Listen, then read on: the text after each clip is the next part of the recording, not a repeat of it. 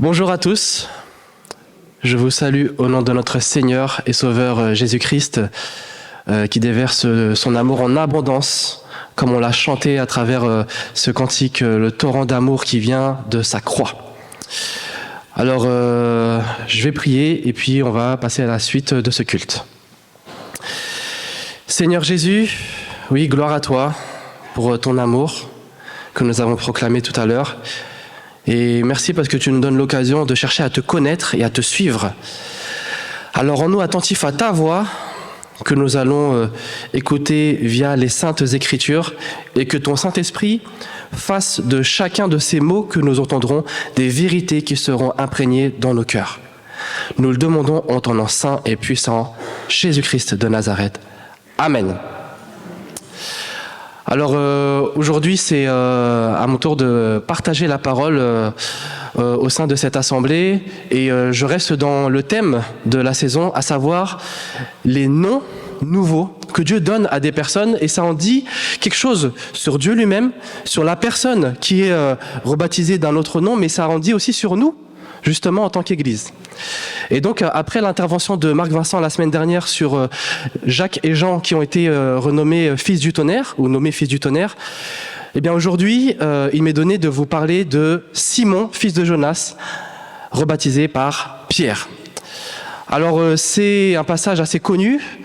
Donc il y aura peut-être des choses qui ne vont pas vous surprendre, mais je tiens à dire que c'est un petit peu une charge pour moi, parce que c'est d'autant plus connu que c'est aussi un sujet de beaucoup de discussions, beaucoup d'échanges, beaucoup de débats, que ce passage où Jésus nomme Simon Pierre. Mais on va essayer ensemble de savoir ce que Dieu veut nous dire à travers les Saintes Écritures. Donc, on va se rendre tout de suite dans le texte, Matthieu chapitre 16, versets 13 à 19.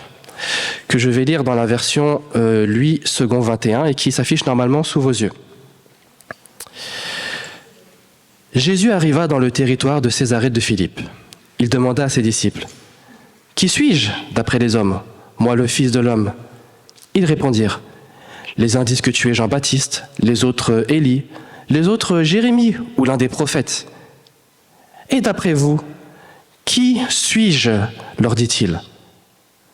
Simon-Pierre répondit, « Tu es le Messie, le Fils du Dieu vivant. » Jésus reprit la parole et lui dit, « Tu es heureux, Simon, fils de Jonas, car ce n'est pas une pensée humaine qui t'a révélé cela, mais c'est mon Père céleste. Et moi je te dis que tu es Pierre, et que sur ce rocher je construirai mon église, et les portes du séjour des morts ne l'emporteront pas sur elle. Je te donnerai les clés du royaume des cieux. Ce que tu liras sur la terre sera lié au ciel. Ce que tu délieras sur la terre aura été délié au ciel. » Amen. Alors, pour tous ceux qui suivent le parcours Explorer la Bible, ou pour ceux qui ont plus ou moins l'habitude de lire des textes et de chercher à les étudier, il y a quelque chose que nous cherchons à faire quand nous lisons un passage, c'est de savoir ce qu'il veut dire d'abord dans son contexte, et ensuite de savoir ce que ça peut dire pour nous aujourd'hui. Donc je vais juste l'appliquer ce matin à travers cette prédication. En termes de contexte, déjà là on est dans le Nouveau Testament, un passage de l'évangile de Matthieu. Matthieu est connu pour être quelqu'un qui fait souvent le lien entre ce que Jésus dit, ce qu'il fait, et ce qui est dit de lui dans l'Ancien Testament. Donc un peu ce rapport à ce qui est dit dans le texte juif. Et dans ce livre, il y a un parcours relativement linéaire que Jésus emprunte. C'est-à-dire que depuis qu'il est baptisé dans le Jourdain, tenté dans le désert, il prêche, il enseigne, il guérit et il suit un chemin depuis la Galilée jusqu'à Jérusalem où là il sera ensuite crucifié, il va mourir, ressuscité et puis plus tard élevé dans la gloire. Et donc là, ce passage, il se situe à un moment où justement Jésus a en quelque sorte fini l'étape de son ministère en Galilée et maintenant il est en route vers Jérusalem. Donc là, il est de plus en plus connu parce que beaucoup de gens l'ont entendu ou ont entendu parler de lui. Il a accompli de nombreux miracles, il a fait de nombreuses guérisons, il a fait beaucoup d'enseignements. Et donc, face à toute cette popularité, Jésus demande à ses disciples, que disent les gens au sujet du Fils de l'homme ? Et là, je vais tout de suite arriver à une application pour nous aujourd'hui, en 2024. Que dit la société ? que dit le monde au sujet de Jésus? Déjà, est-ce que selon vous, enfin si vous voulez bien participer, est-ce que Jésus semble être connu? Oui, non? Oui? Ok. Est-ce qu'on dit plutôt du bien ou du mal de lui? C'est un peu des deux, quoi. Un peu des deux.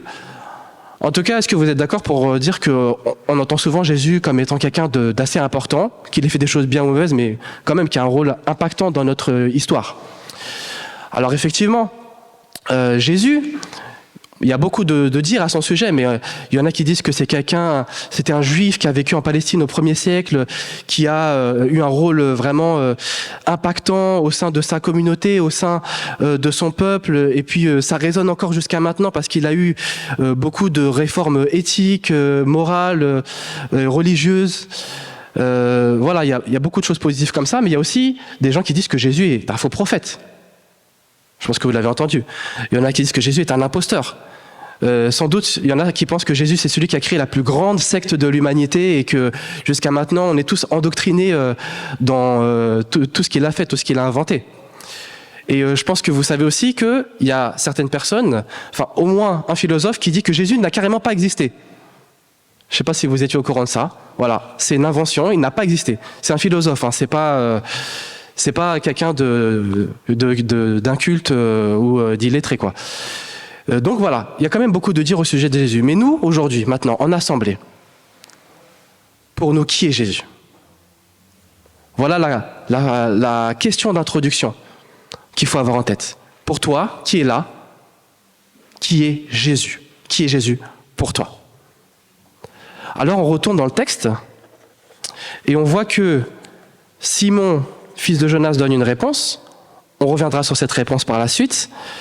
Mais dans un premier temps, on va regarder quelle est la réaction de Jésus face à cette réponse. Jésus, il lui dit, tu es heureux, Simon, fils de Jonas, car ce n'est pas la chair et le sang, ce n'est pas les êtres humains en quelque sorte qui t'ont révélé cela, mais c'est mon Père qui est dans les cieux. Alors, ça dit beaucoup de choses au sujet de ce que Jésus veut nous faire comprendre, mais je pense que vous savez qu'en tant que créature de Dieu, comme en tant qu'enfant qui cherche à savoir qui est ses parents, on est appelé à chercher qui est Dieu. Je pense que vous êtes plutôt d'accord avec ça. On a été créé par quelqu'un, ce quelqu'un, on est appelé à le chercher. Comme un enfant, imaginez, il est orphelin et puis un jour il a conscience qu'il a un père, il va essayer de savoir qui est ce père. Donc chacun d'entre nous, en fait, on est appelé normalement à chercher qui est Dieu, à chercher qui est Jésus. Et d'ailleurs, Jérémie nous dit, vous me chercherez, de la part de Dieu, il dit, vous me chercherez et vous me trouverez si vous me cherchez de tout votre cœur. Mais en même temps, on voit que d'après ce texte que nous avons lu, si on reçoit la révélation de qui est Dieu, qui est Jésus, c'est Dieu lui-même qui donne cette révélation. C'est Dieu lui-même qui ouvre le cœur et les esprits pour savoir qui est Dieu et qui est Jésus. Ça veut dire que même s'il y a une forme de recherche, c'est de toute façon Dieu lui-même qui se révèle à qui il veut, comme il veut, quand il veut, dans sa souveraineté et dans son amour. Et c'est quelque chose d'assez encourageant, je pense, parce que peut-être que parmi nous, il y en a qui ne savent pas du tout qui est Dieu et qui sont là, qui se posent plein de questions. Mais en fait, Dieu peut te donner cette révélation. Dieu veut se faire connaître. Et d'ailleurs, pour ceux qui savent, ou qui disent savoir qui est Dieu, qui est Jésus, eh bien en fait, c'est Dieu qui leur a permis de le savoir. Ce ne sont pas eux-mêmes par leur force, par leur capacité. Et le plus grand dans cette histoire, c'est que même si des choses ne sont pas très claires au sujet de Dieu et de Jésus, ça ne veut pas pour autant dire que nous sommes forcément à côté de la plaque. Parce que je ne vais pas aller plus en détail dans la suite du passage, mais Pierre, qui a fait cette déclaration qu'on va voir tout à l'heure ensemble, lui-même par la suite, il va dire à Jésus qu'il ne faut pas qu'il aille à la croix. Donc ça veut dire qu'il a fait une déclaration authentique, mais il n'a même pas compris tout ce que ça impliquait derrière. C'est comme si moi je disais, je vote pour le président des États-Unis, et puis au bout d'un moment il est élu, et je me dis, mais non, comment ça il va présider? En fait oui, il est là pour ça. Donc prenons courage, s'il y en a parmi nous qui ne savent pas exactement, qui recherchent encore ou qui hésitent. Maintenant, si on revient au texte, on va parler de ce que Jésus dit maintenant à Simon, fils de Jonas, suite à cette déclaration. tu n'es plus Simon, fils de Jonas, mais tu es Pierre. Simon, qu'est-ce que ça signifie? Ça veut dire celui qui entend, celui qui écoute. Pierre, ça vient de Céphas, ou du grec képha, qui signifie rocher, roc. Et ce que je vais vous dire ce matin, c'est que l'Église universelle que nous sommes, elle est fondée, elle est enracinée, elle est assise sur la déclaration de Pierre. Alors certes, oui, Pierre, Jésus le désigne comme celui sur qui l'Église sera fondée, sera bâtie. Mais est-ce Pierre la fondation? Est-ce Pierre la pierre angulaire? Pierre aura un rôle très important dans l'histoire de l'Église, depuis la Pentecôte jusqu'à plusieurs années par la suite. Mais c'est quoi l'Église? L'Église, c'est l'ensemble de ceux qui croient en Jésus-Christ et qui le suivent. Et voici ce que Paul dit de cette Église dans Éphésiens 2:20. Vous avez été construits sur les fondations constituées par les apôtres et les prophètes. Jésus-Christ lui-même étant la pierre d'angle. Donc Pierre lui-même, qui fait partie d'ailleurs de l'Église, il fait partie des apôtres. Et l'Église est assise sur lui et sur l'ensemble des apôtres, mais pas que, sur l'ensemble des prophètes. Et tous ensemble, ils sont fondés sur une personne, Jésus-Christ. Voici donc celui sur qui on est fondé. Et pour bien enfoncer le clou, Paul dit aussi, personne en effet ne peut poser un autre fondement, une autre fondation que celle en place, à savoir Jésus-Christ. Voilà pourquoi ce matin, ce que je me dois de vous dire, c'est que l'Église, elle est fondée sur la déclaration au sujet de Jésus-Christ, parce que c'est lui la pierre angulaire. Alors certes, il y aura beaucoup de choses à dire sur ce passage, sur des confrères chrétiens qui justement l'interprètent comme la succession apostolique et donc le besoin d'avoir un pape qui va représenter Pierre sur terre. Il y aura beaucoup de choses à dire, mais aujourd'hui, ce qu'on peut comprendre et ce sur quoi on peut clairement être fondé, c'est que l'Église, elle est assise sur Christ, c'est lui la fondation, c'est lui la pierre angulaire. Ainsi, la foi vient de ce qu'on entend, et ce qu'on entend vient de la parole du Christ. Et donc, Pierre, Céphas, le rocher, c'est celui qui est fondé sur cette déclaration au sujet de Jésus, et pas que celui qui entend, le Simon, pour le dire vulgairement. Donc je pose la question pour la deuxième fois, savons-nous qui est Jésus-Christ? Qui est-il pour nous? Qui est-il pour toi? Et cette réponse, elle est importante parce qu'elle va conditionner notre appartenance à l'Église universelle. Et cette réponse, elle va conditionner si oui ou non, le séjour des morts sera plus fort que nous.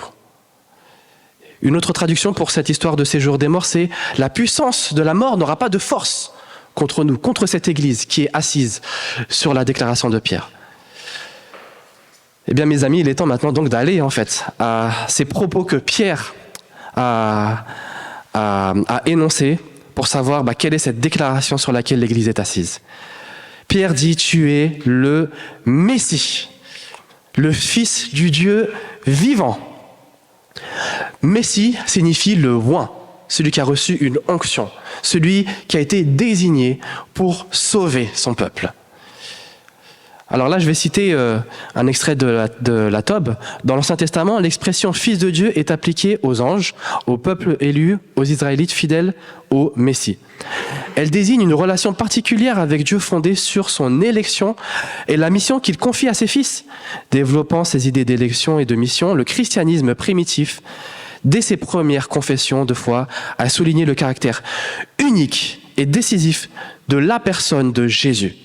Il est celui qui entretient avec Dieu une relation filiale sans pareille, celui à qui fut confiée une mission sans égale pour le salut des hommes. Je pense que vous savez, mais on entend beaucoup parler d'onction, d'être oint dans le christianisme assez contemporain et moderne. Mais qui est oint? Qui est celui qui a reçu cette onction spéciale? Autre que Jésus-Christ lui-même, plus grand et plus puissant que tous les prophètes, tous les apôtres de l'Ancien Testament et de tous ceux qui sont envoyés de Dieu aujourd'hui. Jésus, le Fils unique du Dieu vivant. Et ce titre convient parfaitement à Jésus. Je ne vais pas citer toute la Bible, mais juste quelques exemples. Lorsque Jésus guérit la belle-mère de Pierre, les Écritures nous disent qu'il a fait cela afin que s'accomplisse ce qui est écrit. Il a pris nos infirmités et nous a guéris de toutes nos maladies. Seul le Messie peut le faire. Il y a aussi le moment où Jésus guérit le paralytique. Et il dit, tu es pardonné. Il pardonne les péchés avec autant de facilité qu'il peut guérir un paralytique. Seul Dieu peut le faire. Et il y a le témoignage de Dieu le Père lui-même. Vous voyez ce passage où Jésus sort des eaux lorsqu'il a été baptisé, la colombe descend sur lui, la voix retentit du ciel et dit « Celui-ci est mon fils bien-aimé ». Combien de témoignages y a-t-il au sujet de ce Jésus qui est unique, qui est le Messie? Et donc en disant tout cela, je me sens obligé de vous dire aussi quelques mots sur ce que Jésus n'est pas, ou du moins n'est pas seulement. Jésus, c'est pas celui juste qui veille sur nous, qui nous fait du bien, qui nous console et qui répond à nos besoins. Non, ce n'est pas que ça. Jésus, c'est pas un distributeur de miracles, distributeur de bénédictions, distributeur de succès ou de je ne sais autres choses qui peuvent être grandioses ici-bas. Non, et puis Jésus, c'est pas celui qu'on se construit ou qu'on s'imagine parce qu'on a une certaine carence carence affective, carence sociale. Jésus, c'est le Messie, le Fils unique du Dieu vivant. Donc, il est exclusif et c'est sur lui que l'Église est fondée. Jean le dit lui-même dans un épître par la suite. « À ceci, vous connaîtrez l'Esprit de Dieu. Tout esprit qui reconnaît Jésus-Christ venu en chair est de Dieu. » Voilà. Il est unique. On pourrait voter pour n'importe quel des présidents aux États-Unis. Il n'y a qu'un seul Messie, c'est Jésus-Christ. Et maintenant, ce que je dois vous dire aussi, c'est qu'à cette époque, à l'époque de Pierre, Jésus n'avait pas encore été jusqu'au bout de son ministère. Pierre n'avait pas encore l'entièreté de tout ce que Christ devait accomplir. Mais nous, aujourd'hui, qu'est-ce que nous avons? Mes chers amis, nous avons la Bible qui est parole de Dieu. Et cette Bible nous révèle l'entièreté du ministère de Jésus-Christ. Nous avons donc plus que Pierre. Et nous avons largement de quoi connaître Jésus et le confesser. Et ce que disent les églises depuis le 1er siècle jusqu'à ce jour, ce sont les choses suivantes. Jésus-Christ, c'est Dieu qui s'est fait homme, qui est venu sur terre, qui est mort à la croix pour nos péchés, parce que oui, nous sommes pécheurs et nous méritons la mort, mais il est ressuscité pour notre justification si nous avons la foi en lui. Il est monté aux cieux, il est à la droite de Dieu et il intercède pour nous, il plaide notre cause auprès du Père. Et il reviendra nous chercher, nous, son Église, afin que là où il est, nous y soyons aussi et de manière éternelle. Voilà ce que proclame l'Église. Et c'est ce qu'on peut retrouver dans la confession de foi universelle ou par exemple le symbole des apôtres, que nous n'avons pas fait aujourd'hui, mais qui est proclamé en Église, parce que c'est ce sur quoi nous sommes fondés, assis, en tant que chrétiens. Jésus, il faut bien donc savoir qui il est, et c'est ça qui va impacter sur qui nous sommes, qui nous allons être. Et là, je vais vous délivrer deux témoignages avant de clôturer. Vous connaissez peut-être quelqu'un qui s'appelle David Brainerd. Donc, c'était au XVIIIe siècle un Américain presbytérien chrétien, donc, et qui est parti évangéliser en mission chez les Amérindiens. Et au cours de 2 ans d'évangélisation, il s'est rendu compte d'une chose à laquelle il ne s'attendait pas. Il s'est rendu compte que lui-même n'était pas converti. Comment ça? Il est parti en mission, qu'est-ce qui s'est passé? Et à mes yeux, c'est une sorte d'expérimentation de ce passage entre Simon, celui qui entend, et Pierre, celui qui est vraiment fondé sur Christ. Et moi-même aussi, ce dont je peux vous témoigner, c'est que c'était à peu près, je crois, en 2007, que Dieu m'a fait comprendre qu'il était là, qu'il m'aime, qu'il est juste. Mais c'est que dans les eaux de 2011, que là, il m'a fait comprendre qu'il fallait que je cherche à le connaître par sa parole. Et c'est entre cette période-là et 2013 que Dieu m'a permis de savoir l'essentiel de qui il est, que Jésus-Christ, c'est Dieu qui s'est fait homme, qui a accompli tout ce qui était nécessaire et suffisant pour mon salut, et que je peux avoir l'assurance du salut par la foi en lui. Je crois que pour ma part, ça a été mon expérience du passage entre Simon, celui qui entend, et Pierre, celui qui est fondé sur une vérité solide. Et c'est sur cette vérité solide que nous pouvons prendre la scène que nous allons partager tout à l'heure. C'est sur cette vérité solide aussi que des chrétiens qui souffrent face à la persécution continuent encore de persévérer jusqu'à maintenant. Et nous en parlerons plus en détail au cours du prochain culte, dimanche, des églises persécutées. Pour conclure, chers frères et sœurs en Christ de Cergy, la société, le monde ou même les religions qui nous environnent ont un certain discours sur Jésus. Ils disent de lui un certain nombre de choses. Mais ce qui compte pour nous, c'est qu'est-ce que nous disons. Troisième fois que je vous pose la question, qui est Jésus pour toi? Jésus, c'est donc celui qui est Dieu fait homme, mort à la croix pour nos péchés, ressuscité pour notre justification si nous avons foi en lui, qui règne dans les cieux et qui reviendra nous chercher, nous son Église, si vraiment nous avons confiance en lui. Prions. Oui Seigneur, nous te louons, nous te rendons gloire, parce que tu es grand, tu es puissant, tu es saint et tu es amour. Et vraiment, nous pouvons entièrement nous confier en toi. Ce qui compte, c'est qui tu es et c'est ce que nous savons de toi.